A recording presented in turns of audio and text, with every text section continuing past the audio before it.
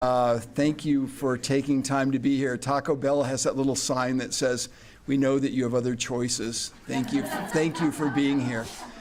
So thank you very much. Maybe about 7 months ago, I was just in the bookstore and I saw this book. It's called "They Say We're Infidels on the Run from ISIS with Persecuted Christians in the Middle East."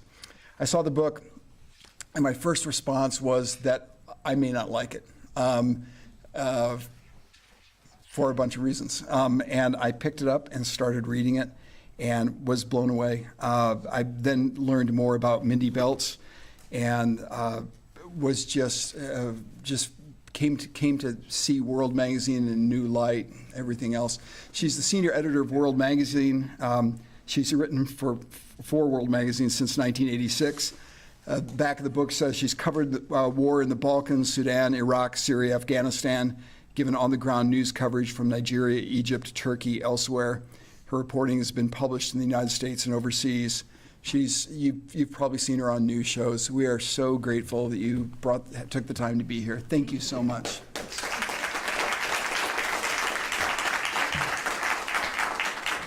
Thank you. Thank all of you, and thanks to Craig and to Kelly.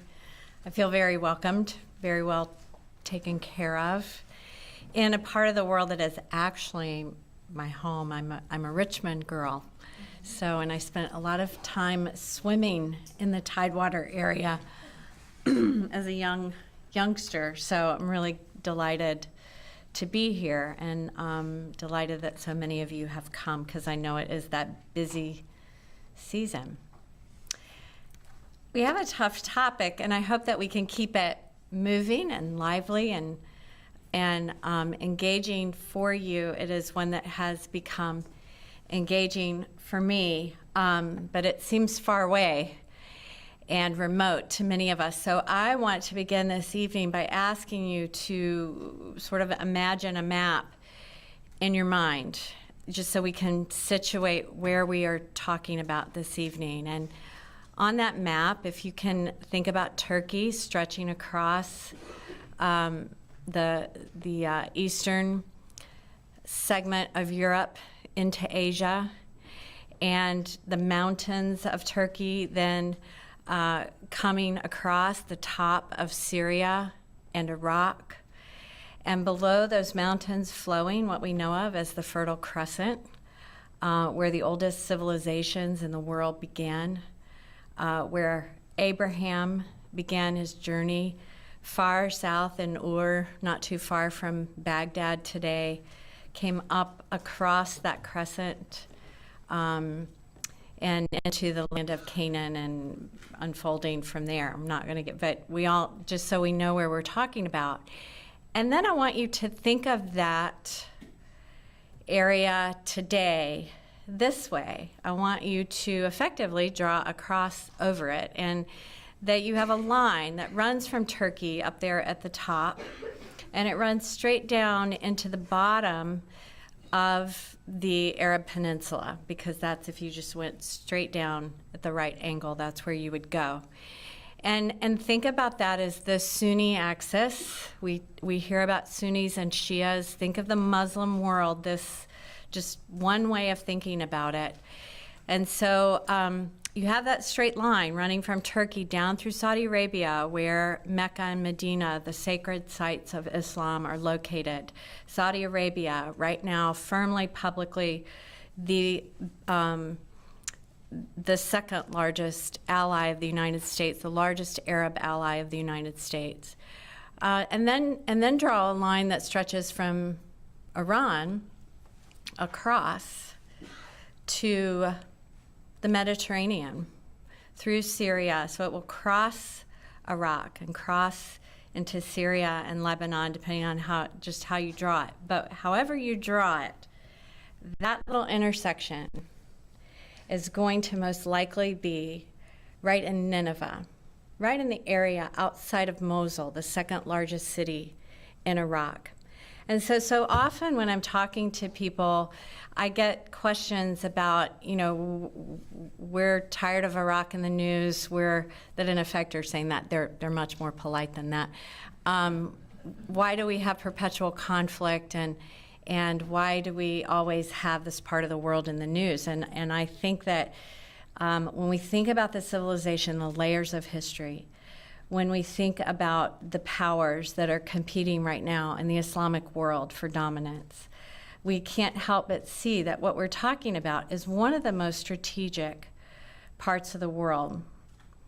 And then let me say this, that when I began way back in the days when the Cold War was ending, doing overseas reporting, going to conflict zones, the last place I wanted to go was the Middle East.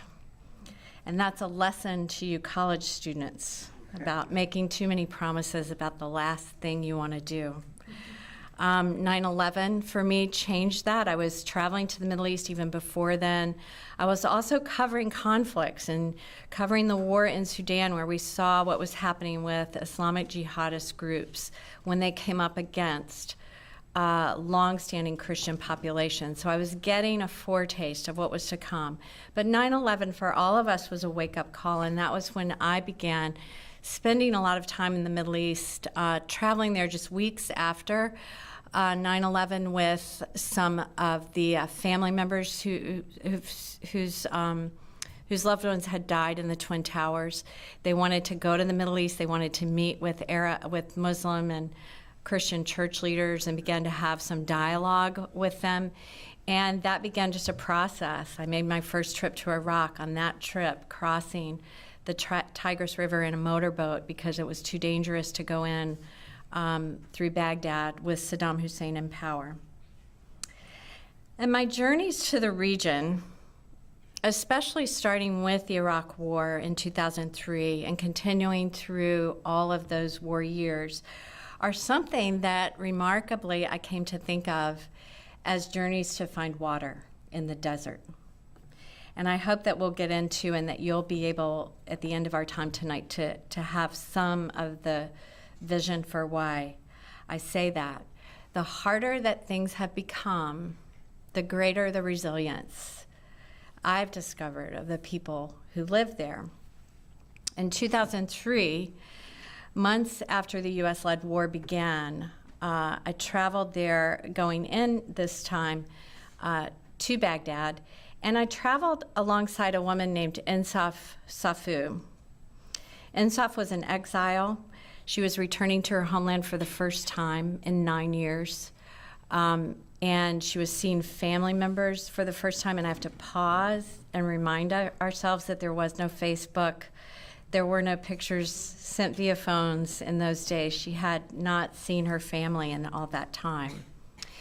And through INSAF, I began to see Iraq in ways that were different from the way that headline news was portraying it during those early war years. I would see its diversity, for one thing, and I would see firsthand the vibrancy of a Christian community there, something that honestly I didn't even know existed when I first went there. This was a church that dated back to the 1st century after Jesus Christ. It was a church that I found meeting still in some of those ancient stone chapels, chanting liturgy that had been chanted for, more than 1,000 years. And then I would also see the modern church, an evangelical church that many of us might recognize, Pentecostal congregations, churches that met in shop basements, churches that met in homes, churches that met out on lawns. There was a church I would go back to over and over again in Baghdad that one time had 800 people coming to it in those early days after the war. And they had overflow chairs set up on the lawn every Sunday. And so I would be spending time embedded with the U.S. military, but I would begin to look for ways that I could spend time embedded with the community. I saw something that I wanted to understand and explore more. I had no idea where that story would take me and where this community was headed. In 2006, there were multiple bombings on a Sunday afternoon at 6 different churches, some in Baghdad, a couple in Mosul, and a couple in between. A lot of casualties, a lot of people killed. Things that we hear about in the news so much now, we hardly think about them, that were unthinkable at that time. And this began a wave of church bombings and targeted violence directed at the Christian community. Christian pastors and lay leaders were being kidnapped. The pastor of that church that I mentioned with the overflow chairs on the lawn, the pastor and 5 of his staff disappeared on a drive back from Jordan, never were found. Their car was never found. No trace of them ever has been found. Their daughter, this was the wife, the husband, and the son, all disappeared. Their daughter lives in Australia now. And this wave would begin, and it would be hardly heard about in the United States. But by the end of 2006, an Assyrian pastor that I was getting to know had sent me by email. I was trying to remember how he sent me by email a list of all of the church members, all of the pastors who had been either killed or kidnapped that thus far in the war, and it ran to 24 pages long.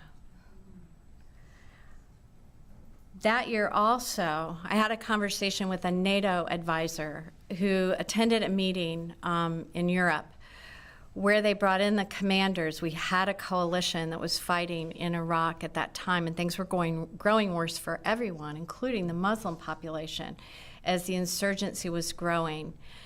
And they had this meeting, and the generals were all sitting around the table, and someone asked the question, because they were talking about Mosul and Nineveh, and they talked about the bombings of the Christians, and someone said, if the Christians are attacked en masse, and if they are forced to flee these areas, will the coalition step in to help them?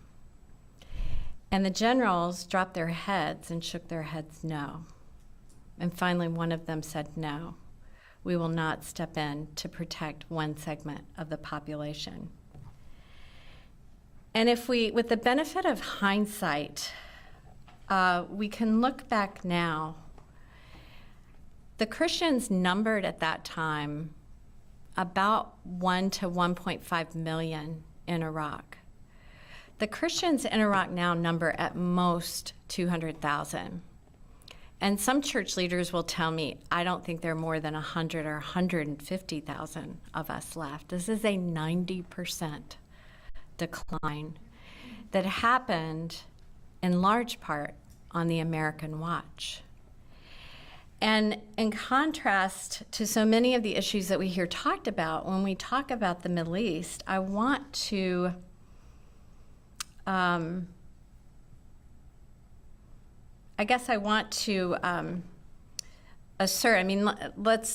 I'll put it this way, that our domestic politics would overtake our war policy during that time. We had an election, you'll remember.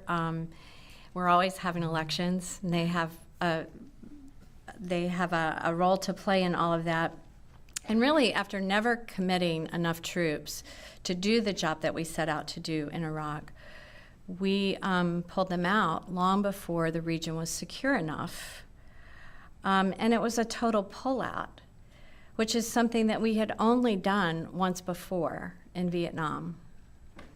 So we can look to Europe and Japan after World War II, and we can look to South Korea after the Korean War, and we see, it's plain to see, the good that came of leaving behind a U.S. stabilization force. But these are things we didn't do. And now, from that point forward to 2017, we can look back and we can see that our failure to protect Iraq's diversity isn't only a failure of numbers, a failure of watching one segment of the population decline. It wasn't only about protecting the Christians.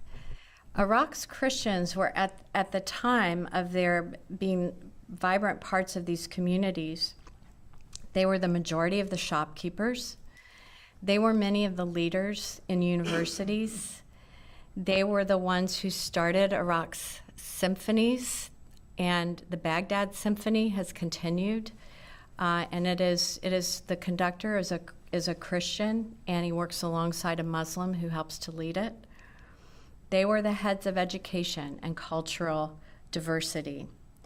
And this should have made them sought-after allies of the United States, yet we ignored them because we were afraid of being labeled sectarian. And this has proved a costly decision not only for Iraq, but for the region. In the wake of the U.S. pullout in 2011, Christians have been targeted not only in Iraq, but in Syria, in Egypt, in Sinai, in Lebanon, even now.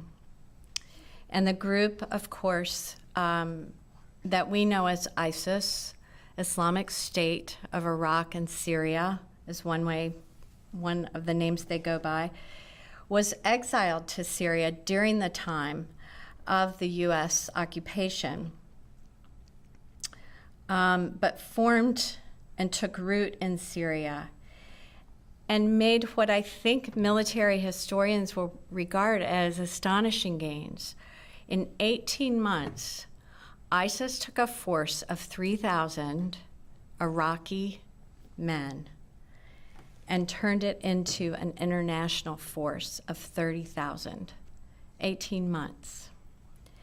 And it is that army that crossed back into Iraq in 2014, that came down the Euphrates River, and with no warning, or no seeming warning, overnight took over Mosul, overnight forced Christians from their homes at the point of a gun, forced many Muslims from their home, but not with the choices that they gave the Christians, and I will come back to that later, not in the same way. They came into Sinjar and they forced out the entire Yazidi population of Iraq, which at that time numbered between 700,000 and 800,000 people. These things happened within a period of days, and our leaders and I talked to people at the U.S. consulate in Erbil, which was about 50 miles away, and at one point they were shredding documents. They had no clue that this was coming, and they really thought that ISIS was going to sweep through and take the entire country. As it is, they took a third of the country in 2014. It was the first time that a jihadi army had captured and forcibly controlled territory, that they had done it almost exclusively at recruiting people via the internet and their savvy use of social media. And that with that international army, since that time, ISIS has attacked NATO countries 39 times. And NATO has had no formal response to that. Incredibly, the State Department's Human Rights Report of 2016 doesn't mention ISIS in its report in its section on Iraq, even though that same year Secretary of State John Kerry had called what was happening to the Christians and Yazidis in Iraq a genocide. So, where's water in the desert? It's a great question.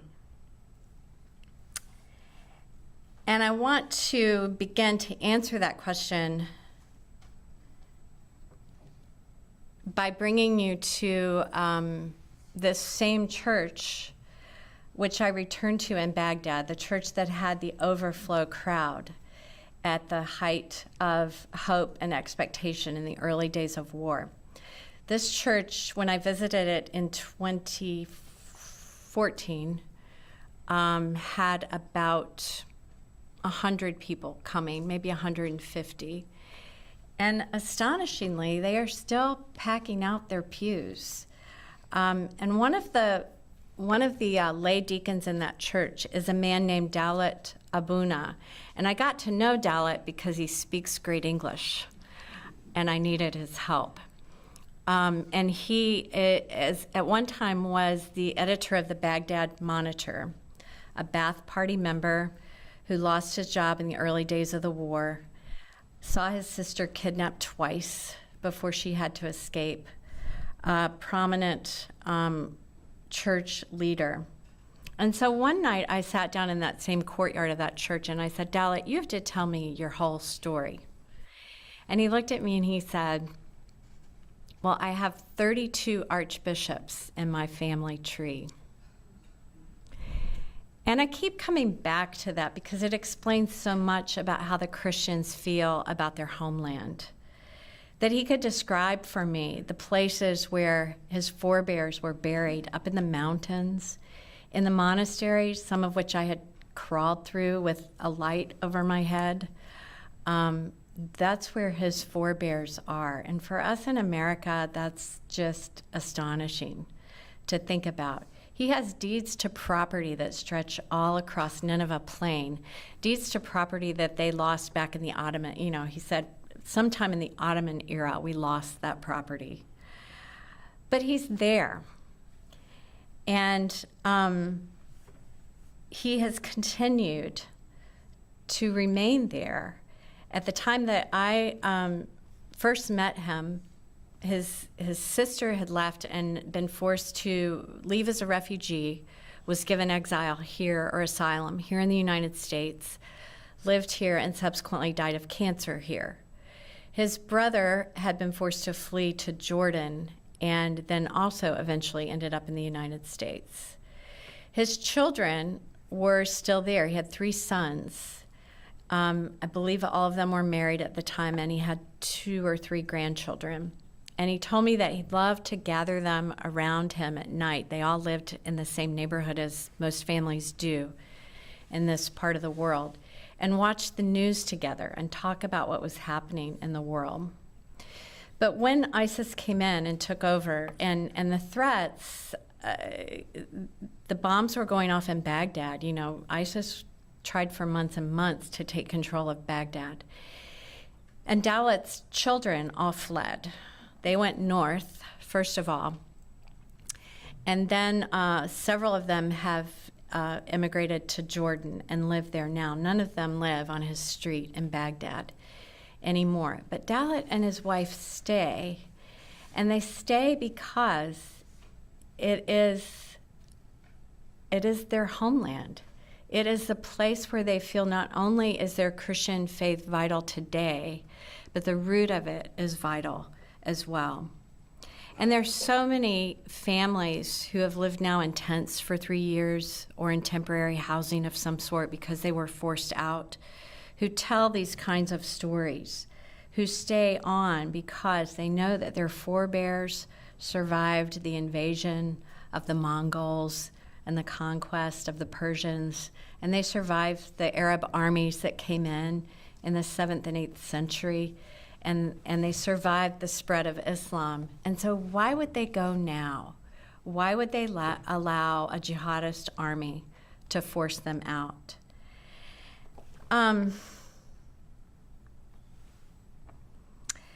But this is what happened, and we do have this situation of limbo right now. But let's go back and look just a little bit at what happened starting in June 2014. We've talked about it a little bit. All of the Christians were forced to leave overnight, and some of them were captured. One woman I talked to watched as the soldiers with a gun pointed to her husband's head asked him to convert to Islam, and when he refused, he was shot without any kind of warning at all. She was standing there with her small children. They, of course, were forced to flee. I met a chef who worked in Mosul. I met him earlier this year when I was over there. I actually was in Mosul during some of the fighting that was happening this year. And then I went to Jordan to talk with the refugees. And Carlos was one of them. And Carlos was a chef in Mosul who was captured, also a Christian, who was taken into a prison.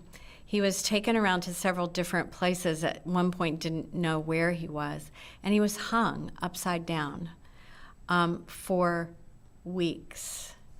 And as he told me this story, he pulled up his pants leg, and he has really just a purple, very swollen leg. And he was finally, when they let him out, and he's not even sure how they let him go. And he had to, on this leg, which at this point was actually broken as well, he had to make his way to safety, and he eventually found someone who gave him a ride to the north of Iraq, where most of these Christians ended up fleeing.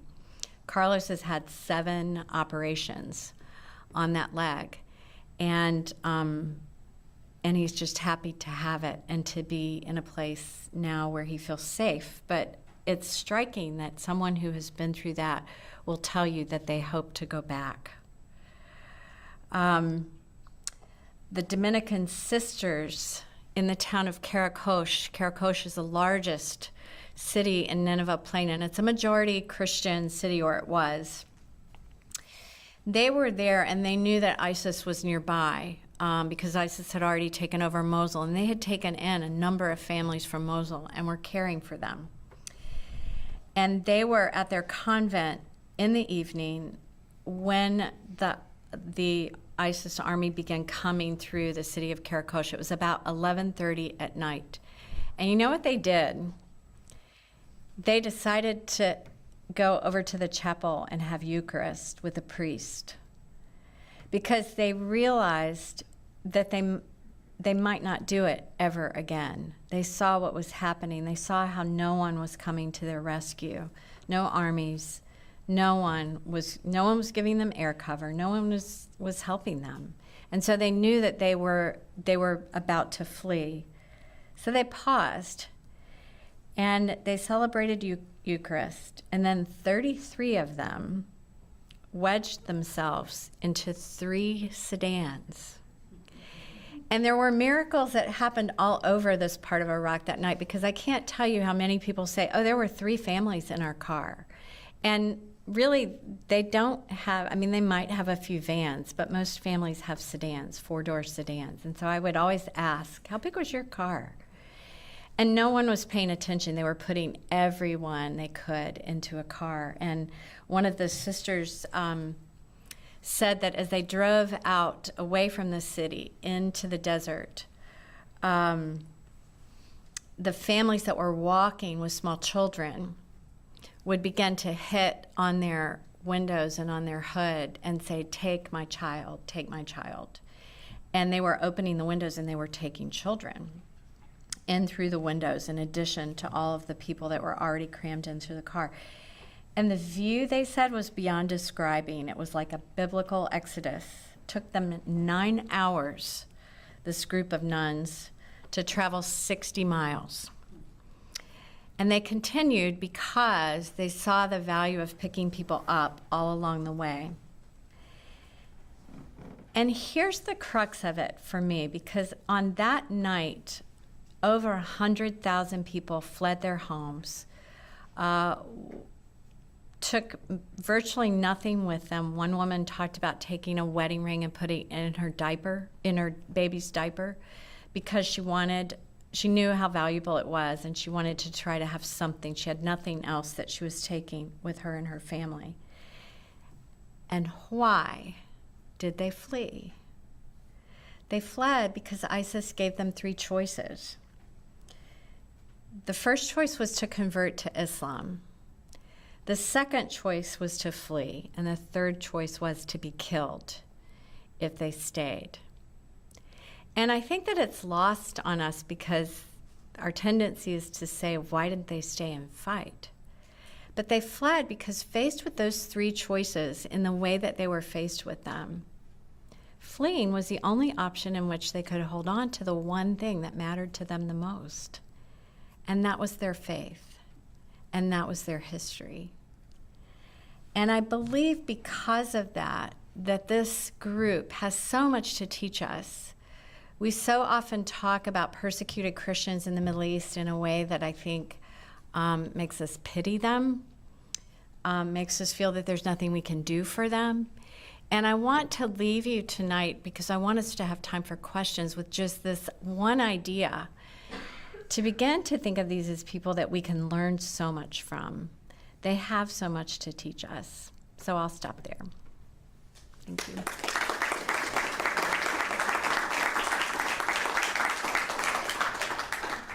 We have plenty of time for questions, so I'm just going to ask you, if you could just field the questions, and if you could keep them brief, and then if you could repeat them for. Yes. I have read your book, and in Thank your book you. you mentioned another group. I don't know if they're Christians or not, if it's like YAZ something, that were being persecuted along. The Yazidi people, and I mentioned them this evening, but it's, the Yazidi people are not Muslims, and they're not Christian. It's a syncretist religion. I asked a Yazidi once how old their religion was, and they said, we're as old as the sun. I think in your book you mentioned too that in some of the churches you still use Aramaic as a language. That's right. It was used in Jesus' Yeah, time. the Christian churches do use their liturgies, still using the same liturgies. And most of, Assyrian or the Syriac language is the language that many of these speak. Obviously, their primary language is Arabic because it is the language of the region. But in churches and among their own community, they speak Syriac, and it is the same language that Jesus spoke. There's actually a large group of Aramaic speakers in Chicago. There are a few in some other places too, but there are actually some churches in Chicago, Assyrian and Chaldean churches, that have Aramaic worship as well. Yeah. Yes, and I will repeat the question. So besides writing the book, what do you do to help end the persecution of Christians in the Middle East? Yes. Good question. What do we do to help end persecution in the Middle East? Did I understand? We in general, and also you. Yeah. Yeah, those are the hardest questions. Does anybody else have another question? No, I'm just kidding. Just kidding. Well, I do think that a really important piece of helping them is understanding them as they are and not as we think they might be. And I think that there are just so many misperceptions about the Middle East, and also our own desire to kind of boil it down. I cannot tell you how many people say, well, just boil it down for me. And one of the reasons that I begin by talking about the history and talking about the map is so that we begin to think of the layers of time and the layers of complexity. This is, as it's said, it's the region with the birthplace of the three largest religions in the world, but it is also home to the Yazidis and the Shabaks and the Turkomans and the Mandians and it's just amazing. And not recognizing that, first of all, has led us into a lot of bad policy decisions, but also leaves the church kind of like afraid or feeling leaves the church in the West afraid or powerless, leaves us as individuals feeling that way too. So for me, when you ask what I do, my piece is telling the story, stewarding the facts, and also going. Going is so important. And so often just my presence and or the presence of any outsider who takes the time and the risk to go. And when I tell them that people are praying for them, or I know people who've helped them or something like that, then that is the encouragement that they need. It's really important to say this kind of epilogue piece that I didn't mention in my talk, that these 150 to 200,000 Christians, many of them have immigrated onto other countries if they could. Now we're 3 years in to a situation where ISIS was occupying their homes. ISIS now has been forced out of their homes and is officially not in Iraq and not holding territory anymore, but no one believes that they're gone completely. And you have this tremendous sense of insecurity for a lot of reasons, and also tremendous competition among the militaries on the ground there, which include Iranian militias, the Iraqi army, and the Kurds. And the Christians have survived remarkably in this northern pocket where many of them still live, and many of them hope to go back to their homes now that this area has been liberated. They have survived at the hands of really three groups.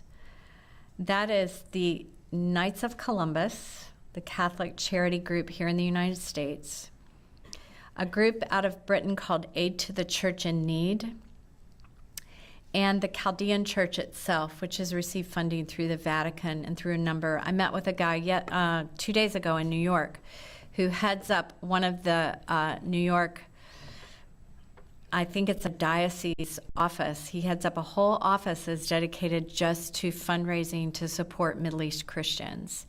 And they are doing a tremendous amount. But you did not hear me mention the UN. You did not hear me mention USAID or the State Department. You did not hear me mention some of the big relief groups in the United States because they aren't there. Doctors Without Borders had a hard time and was not able to set up a hospital outside of Mosul. Samaritan's Purse did, and they did that with the World Health Organization and the Iraqi government. But the big groups aren't there. The Red Cross is not there.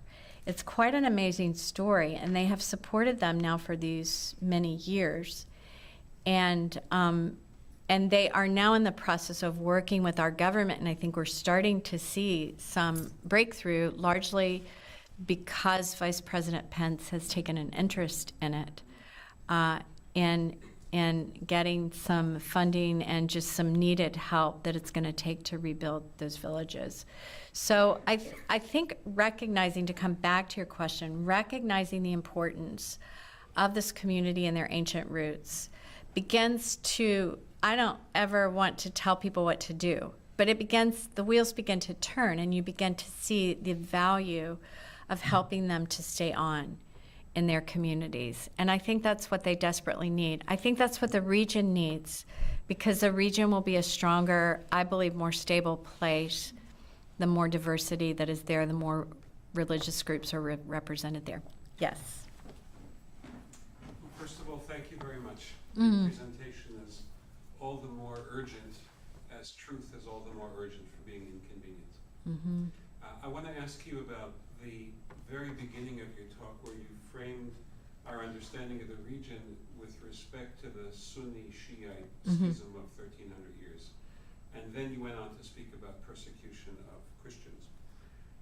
Are you saying that the propensity for intra-Islamic violence, which is exemplified by the Sunni-Shiite split of over a millennium, is somehow a contributing factor in the persecution of Christians, or is it just a general setting? How do these two facts correlate? Okay, so rephrasing that question, how does the Sunni-Shia conflict or divide affect the Christian population? Yeah.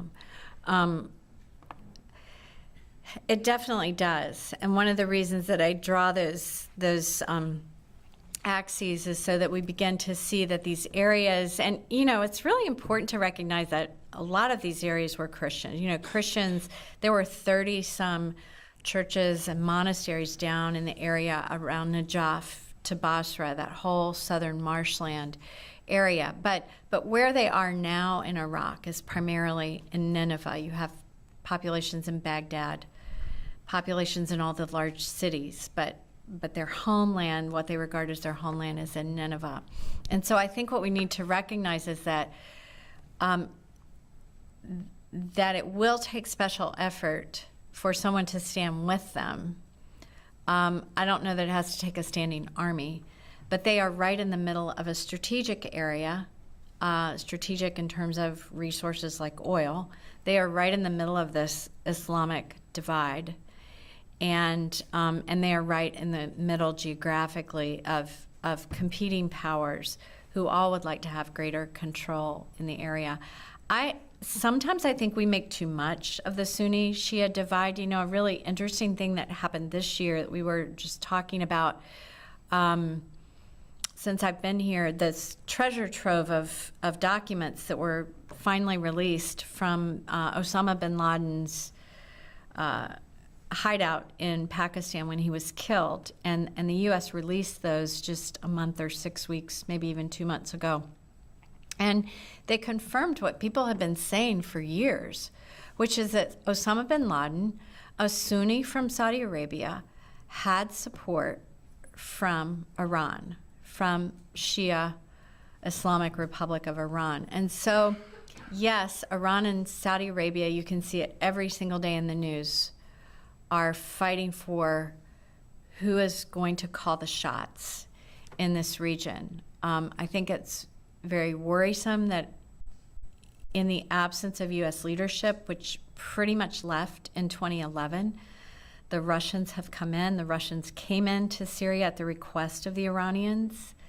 I think we're going to see a greater alliance there as we ally ourselves with Saudi Arabia. And we, you can start to see how things can get very much out of control. I don't pretend to see where it's going to go. But I do know that divide is one that is conveniently one that political powers align themselves with on one side or the other of it. And I think that the Christians, because of their size, because of actually their character, because of who they are people who are trustworthy. They are people who have been the workers and the stabilizing forces in their community for centuries. And people in this region know that, and for that reason they become pawns because they don't have their own armies or their own, and they don't want them, I don't think. But so I think that they will be caught in the middle. Does that answer somewhat? It's a hard question, but thank you. Yes. Yes, that's not a question, just a comment to add to what you just said about the notion that the Sunni versus Shiite conflict is a really poor explanation for understanding what's going on there. You mentioned that Al-Qaeda, a Sunni organization, received help from Iran, Shiite government, but also Al-Qaeda's main enemy, their main and their first adversary, was the government of Saudi Arabia, which is Sunni too. Right. So they had help from Shiite governments and attacked other Sunni regimes. Right. So the Sunni-Shiite split doesn't hold if you start to look at the actual geopolitical situation there. Right. Exactly. Yeah. Yes. Do you think when I lived in Illinois from 80 to 82, and there was the big in Ireland between the Protestants and Catholics, and the way it was solved was mothers of Catholics in Ireland sent children to live in the Chicago area to 6 groups of Protestant families, and vice versa. Right. It actually was the women who sort of solved it. They found they could, get along together. Mm-hmm.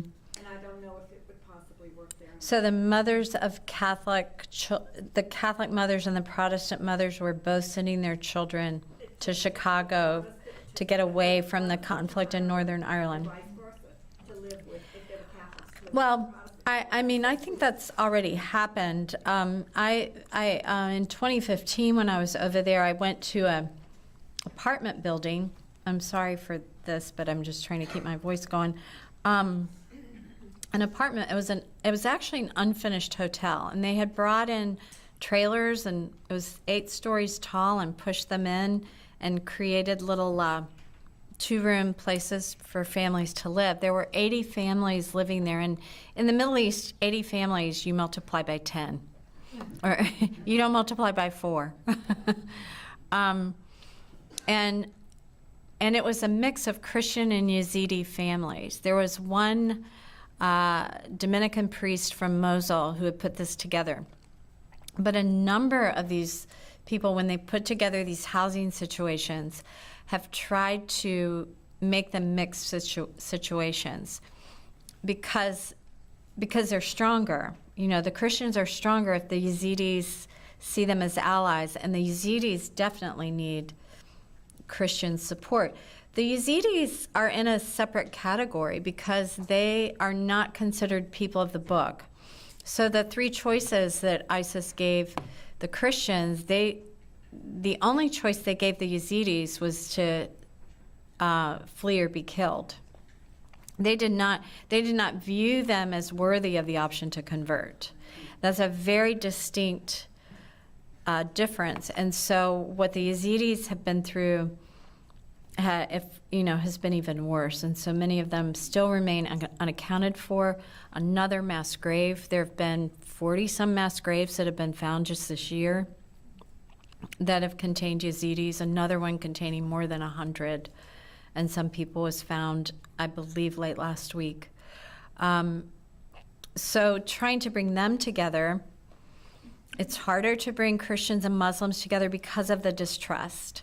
And I think that Well, I was really thinking about the two Muslim groups, the Shiites and the Sunnis, yeah, that definitely happens. And even their neighborhoods, prior to, I would say 2007, 2008, many of their neighborhoods were mixed throughout in Baghdad, and then you began to see it was the Islamic groups that preceded ISIS that began calling out, if they were Shia groups, calling out the Sunni groups and vice versa. But definitely in this country, you will find them in Detroit area, places like that, living side by side. And is that woman still that you mentioned, the exile, is she still going back each year with money to help people? The questions about the exile woman that I went back with, Insaf Safu, I feel like it would be appropriate for me to say the answer to that question is in my book. But I'll just make that little parenthetical and then say that yes, her story of going back, she really hoped that her family would be moving back. But instead she lives in Toronto, Canada now, and she's there right now. She's sent me some pictures in the last couple of weeks. She's helping women set up sewing projects to sew blankets and things for families that they need moving into the winter.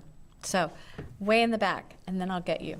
And in the New Testament, of course, there's the great story of Saul persecuting the Christians in the church and becoming a follower of Christ himself. Yes.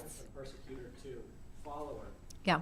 Last year I heard some credible testimonies from some Egyptian Christians about ISIS fighters now following Jesus. Have you heard some of these stories? Yes, and I've seen, yes. Yeah, the question has to do with ISIS fighters and other Muslims becoming Christians. Is that happening? Are those reports credible? And I want to say that yes, and it's remarkably credible what's happening. Even back in 2014, my visit to Iraq, I noticed a difference then. For instance, this same church that I've mentioned now a number of times, St. George's Church, an old British Anglican church in Baghdad that was refurbished, reopened, has an Anglican liturgy, but is very much an Iraqi church now, an Iraqi-led church. The church with the chairs on the lawn, the church that Dalat Abuna is part of. On that visit, the women said, we want you, after the regular Sunday worship service, they had told me about a meeting that they held on Sunday for Shiite women. They wanted me to go up there, and I said they were holding it in an upper room above their classrooms. And I said, will it be okay? And they said, yes, you definitely should go and see what's happening. I went up the stairs to this room expecting to find 30 or 40 women. And let me back up and say that one of the things this church had done is that they were running a regular food distribution. So people would come and register, and a number of Shia families in Baghdad, in this part of Baghdad, they're the majority of the population. A number of Shia families had registered, which meant that, and they purposely set up their food distributions on Sunday afternoon so that as their own congregation was coming to worship, these Shia women were coming to get their parcels of food. And it was a wonderful time for them to simply get to know Christians and simply taught to them. the result of that, because so many women were coming, is that the pastor's wife and several other women in the church started this meeting where they called it just conversation, where they would talk about what their lives as Christians were like, and they would give an opportunity for the Shia women to talk about their lives. So I go up the steps expecting 30 or 40 women, and I open the door. There were 400 women in that room. And they had been there, I found out later, they had been there for about 2 hours. And what was almost funny about it is that this church sits right in the middle of what used to be, right on the edge of what used to be the green zone. It's an area of government buildings. The Ministry of Foreign Affairs is here. Another ministry is over here. Another ministry is on the other side of it. And the place is ringed with military and checkpoints. And the windows were wide open. And the women were talking about, they were not, quote unquote, evangelizing, but they were talking about scripture, and they were talking about what they understood, how they understood Jesus, how they understood their religion. And these women were sitting there and not moving. They had children, and they were paying great attention. And I know that that's a great story. That's a long way of answering your question. But I also was able to attend, in the paperback, I have this in the paperback edition, which has a new chapter in it. In 2016, I made a trek across Europe, catching up with migrant groups, and particularly migrant refugees from Iraq and Syria. And I was invited to go to a baptism service in Brussels. And it was at an Arab evangelical church that's about 20 years old. The pastor is a Syrian Christian who migrated to Brussels 20, 25 years ago, probably longer than that, actually. And the leadership of that church are all long Christians, who speak Arabic and have great ties into the Syrian and Middle Eastern culture. That morning that I was there, they baptized 9 Iraqi men. And these were men from places, places where I've asked and I've been and I've felt that there was no Christian presence at all. So these are men who could not have been evangelized or had contacts with Christians in Fallujah, in the town of Ur. And that kind of area. A couple of them were from Tikrit, Saddam Hussein's hometown.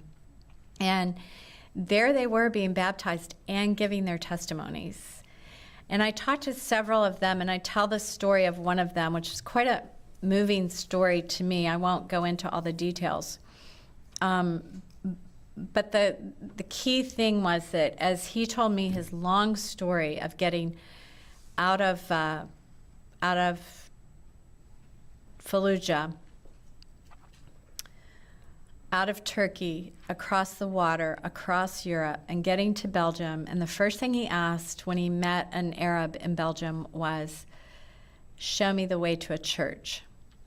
And his Arab friend said, "Why would you want to go to a church?" And he said, "Because Islam has been nothing but trouble for me."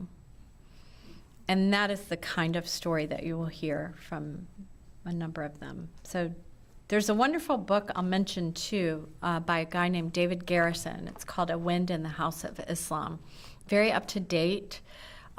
David is right now traveling and working on updating his data.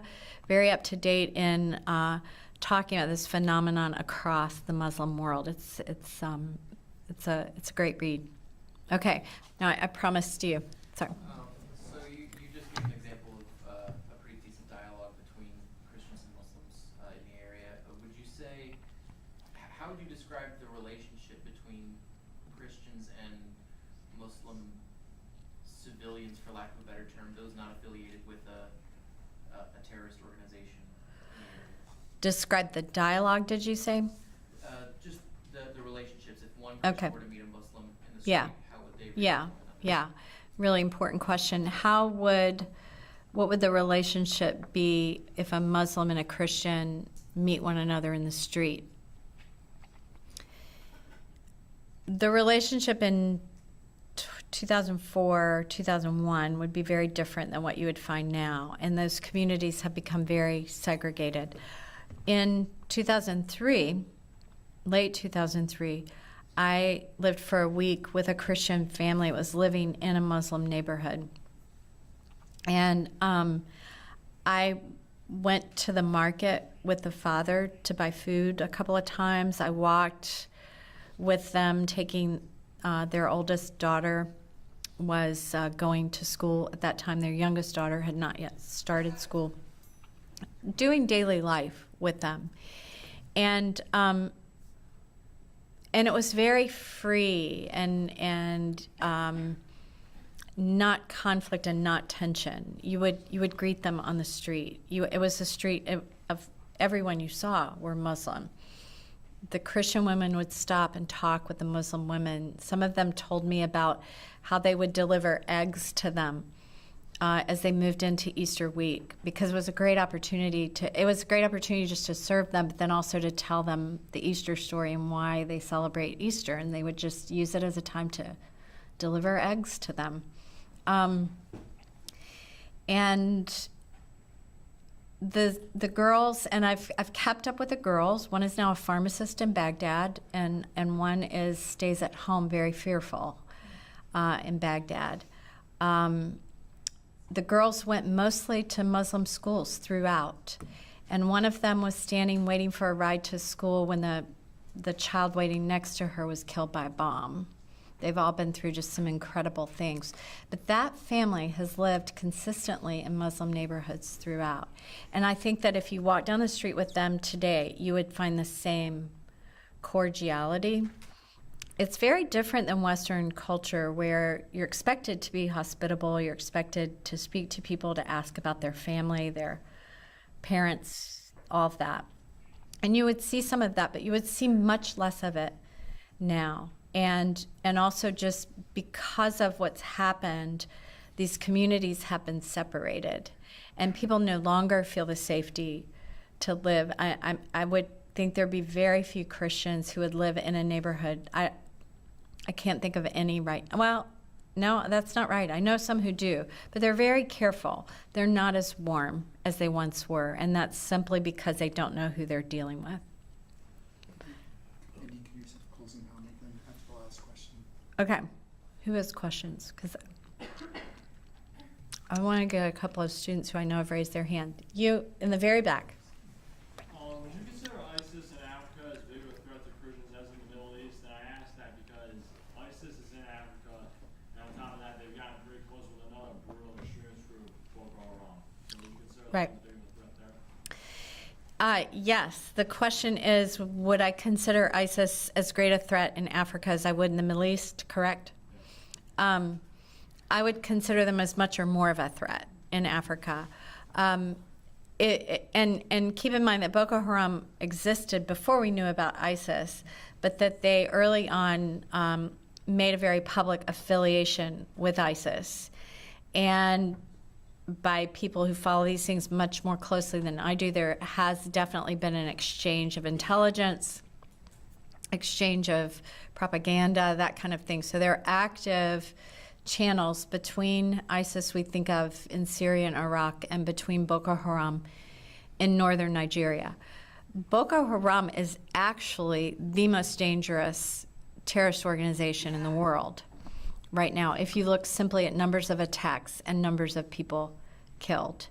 And we in the United States and in our media, and I count me to blame too, become so fixated on things like the Middle East.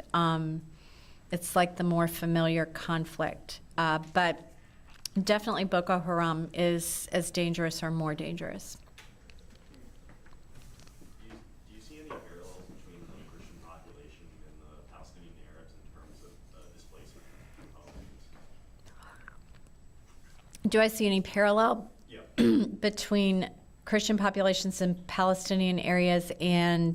Palestinian Arabs in terms of displacement from homes, because you mentioned. Oh, Yeah. from HOMES? Yes. Sorry. No. Okay, I see where you're headed. Sorry. Christian parallels between the displacement of Christians that we've been talking about tonight in Iraq and Syria and the displacement of Palestinian Arabs from the land that is now Israel. Yes. And yes, I do. I think we have to acknowledge that many Palestinians were forced out in 48, 49 subsequently, and have not been allowed to go back or have not been able to recreate the kinds of homes and community life that they had. I was able to visit some old Palestinian communities. There are still some, and it was one of the most beautiful places I've ever been to. This would have been it was in the West Bank, and I'm sorry that I can't remember the exact name of the place. But it was, it's important to see what the life was like. Very agricultural, very homes situated like you would see in a place like Iraq or Jordan or something where communal housing around farmland and where water and irrigation had been put in as a communal effort, and they were farming. It was a very productive community.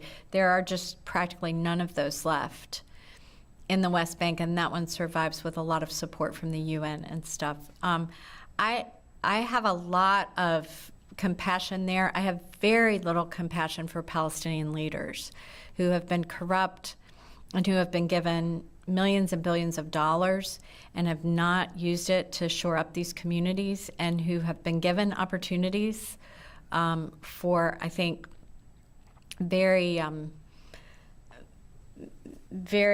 possible and productive peace negotiations. And for a lot of reasons, you know, we'd have to talk like 3 more nights to talk about that. And we're not going to do that because Craig will protest. No, but all just to say that there are a lot of differences there. I'm not saying that in any way to suggest that Israel shouldn't exist, because I don't believe that, but only to say that, yes, Palestinians have been displaced. And do you want me to take one more, or should we close? Let's close. Okay, we'll close. I'll be here. I'll sign books, and you guys can ask questions.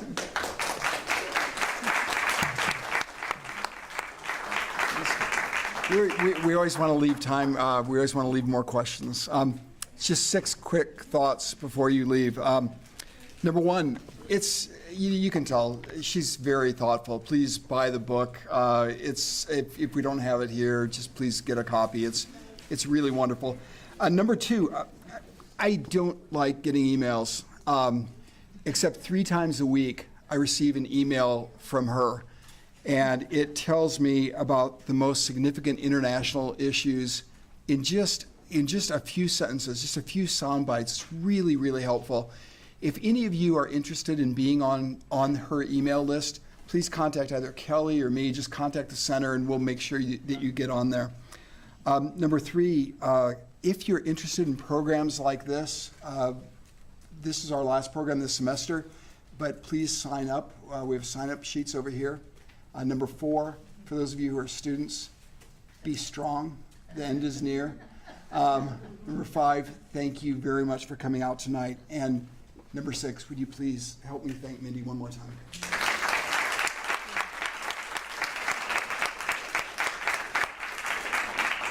Drive carefully.